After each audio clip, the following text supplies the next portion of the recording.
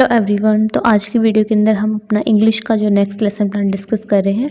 और ये जो लेसन प्लान है ये हमारा 7th क्लास के लिए। और लेसन प्लान बनाने के लिए सबसे पहले में कुछ जनरल इन्फॉर्मेशन लिखनी होती है, तो हम पहले वो डिस्कस करेंगे। तो सबसे पहले हमें लिखना होगा लेसन प्लान नंबर, और उसके बाद हमें यहाँ पे लिखना होता है name of the trainee teacher, ठीक है, या फिर टीचर ट्रेनी। आपको यहाँ पर अपना खुद का नेम लिखना है। उसके बाद आता है एनरोलमेंट नंबर। यहाँ पर आपको अपना स्कूल या फिर आपकी जो भी यूनिवर्सिटी या फिर कॉलेज यूनिवर्सिटी का जो रोल नंबर है वो आपको यहाँ पर लिखना है। उसके बाद आता है नेम ऑफ द स्कूल। आप जिस भी स्कूल के अंदर टीचिंग करने के लिए जा रहे हैं स्कूल का नेम आप यहाँ पर लिखेंगे। और उसके बाद आपको यहाँ पर सब्जेक्ट भी लिखना होता है, तो हमारा सब्जेक्ट इंग्लिश। और उसके बाद आपको यहाँ पर अपना टॉपिक भी लिखना होता है, जिस टॉपिक के ऊपर आप लेसन प्लान बना रहे हैं। तो हमारे टॉपिक का नाम है द टाइनी टीचर। ये जो कि 7th क्लास का एक लेसन है। उसके बाद हमें यहाँ पर डेट लिखनी होती है कि किस डेट को हमने स्कूल में बच्चों को ये टॉपिक करवाया था। उसके बाद हमें ड्यूरेशन लिखनी होती है कि जो हमारा लेसन प्लान है वो कितने टाइम का है। तो हमारा जो लेसन प्लान है वो 30 to 40 मिनट का है। और उसके बाद हमें लिखेंगे क्लास, ठीक है, जो हम लेसन प्लान है वो किस क्लास के लिए बना रहे हैं। तो हमारा जो लेसन प्लान है वो है 7th क्लास के लिए। तो ये सारी जनरल इन्फॉर्मेशन आपको सबसे पहले लिखनी है। उसके बाद आपको लिखने होते हैं जनरल ऑब्जेक्टिव्स। जनरल ऑब्जेक्टिव्स क्या होता है कि टीचर का वो टॉपिक करवाने का क्या एम है, एक जो टीचर है वो बच्चों को क्या चीज़ सिखाना चाह रहा है, ठीक है। ये जो हमारे ऑब्जेक्टिव होते हैं, ये हम जनरल ऑब्जेक्टिव जो होते हैं हमारे सब्जेक्ट से रिलेटेड होते हैं। तो ऑब्जेक्टिव हमारे दो तरह के होते हैं, पहले जनरल, दूसरे होते हैं स्पेसिफिक। जो जनरल ऑब्जेक्टिव होते हैं वो हमारे सब्जेक्ट से रिलेटेड होते हैं। तो सब्जेक्ट क्या है हमारा इंग्लिश। तो एक टीचर का इंग्लिश पढ़ाने का क्या एम है, एक टीचर स्टूडेंट को क्या चीज़ सिखाना चाह रहा है, वो हम किस में लिख देंगे, हमारे जनरल ऑब्जेक्टिव में। तो इस तरह से आपको यहाँ पर अपने जनरल ऑब्जेक्टिव्स लिखने हैं।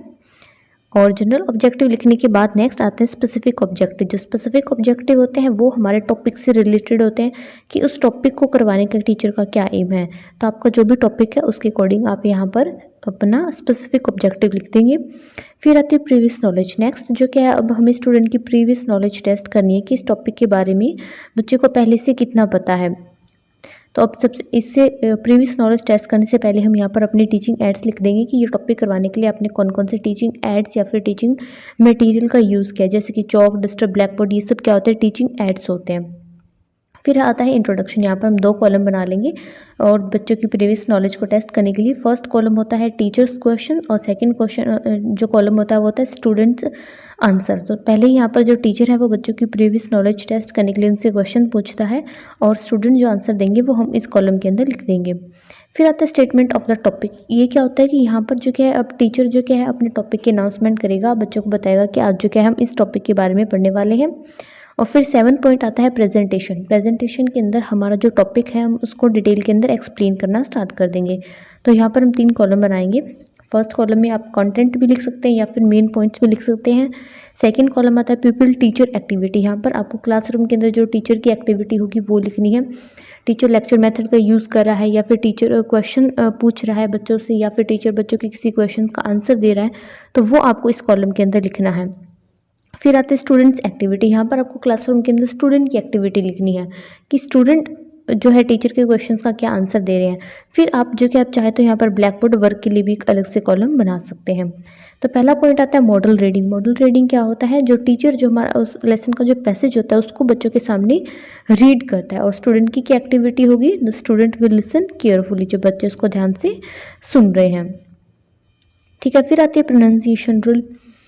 प्रोनाउंसिएशन रूल क्या होता है कि आपका जो भी लेसन है उसके अंदर कुछ डिफ़िकल्ट वर्ड्स होंगे जिनकी प्रोनाउंसिएशन जो क्या है स्टूडेंट को करने में थोड़ा सा डिफ़िकल्ट लगता है। तो आप क्या करेंगे, उन वर्ड्स की प्रोनाउंसिएशन स्टूडेंट को यहाँ पर करवाएंगे और स्टूडेंट की क्या एक्टिविटी होगी, a few students will pronounce this difficult words. कुछ जो स्टूडेंट है वो इन वर्ड्स को प्रोनाउंस करेंगे। फिर आते हैं एक्सपोजिशन ऑफ डिफ़िकल्ट वर्ड्स। अब हमारे जो लेसन है उसके अंदर कुछ ऐसे वर्ड्स भी होंगे जिनका मीनिंग जो क्या है स्टूडेंट को नहीं पता होगा, कुछ ऐसे डिफ़िकल्ट वर्ड्स हो सकते हैं। तो आपको जो क्या उन वर्ड्स की मीनिंग भी स्टूडेंट को करवाने हैं, तो इस तरह से आप वो वर्ड्स लिख देंगे। फिर आता है कॉम्प्रीहेंशन, ठीक है। अब जो क्या टीचर जो भी लेसन आज उसने क्लास में करवाया है उससे स्टूडेंट को यहाँ पर कुछ क्वेश्चंस पूछेगा और जो स्टूडेंट आंसर देंगे वो आपको यहाँ पर इस कॉलम में लिखने हैं। फिर आता है रीडिंग। अब जो क्या है जो टीचर है वो नेक्स्ट पैराग्राफ को रीड करेगा और जो स्टूडेंट है वो उसको ध्यान से सुन रहे हैं और जो नेक्स्ट पैराग्राफ में जो डिफ़िकल्ट वर्ड्स होंगे टीचर जो क्या है उन वर्ड्स को भी ब्लैक बोर्ड के ऊपर लिख देगा।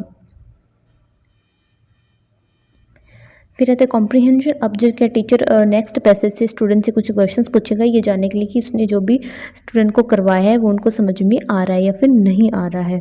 तो इसी तरह से आपको भी स्टूडेंट से इस तरह से क्वेश्चंस पूछने हैं। फिर आती है साइलेंट रीडिंग। साइलेंट रीडिंग क्या होती है? अब जो टीचर है वो बच्चों को क्वेश्चंस खुद जो पैसेज है वो खुद रीड करने के लिए बोलता है, तो स्टूडेंट की एक्टिविटी क्या होगी? जो स्टूडेंट है उस पैसेज को रीड करेंगे। फिर आता है हमारा 8th पॉइंट जो है इवैल्यूएशन। ये क्या होता है कि आपने जो टॉपिक आज जो भी क्लास में करवाया है आप उससे रिलेटेड जो क्या स्टूडेंट से क्वेश्चंस पूछेंगे ये जानने के लिए कि आज आपने क्लास में जो भी टॉपिक बच्चों को करवाया है वो उनको समझ में आया या फिर नहीं आया है। और लास्ट में जो क्या बच्चों को यहाँ पर होमवर्क दे देंगे।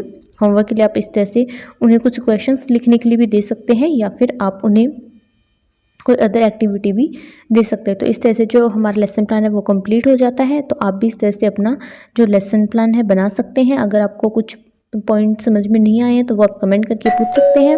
साथ में इस चैनल के ऊपर आपको और भी हर एक सब्जेक्ट से रिलेटेड लेसन प्लान मिल जाएगा, वो भी आप जाकर देख सकते हैं।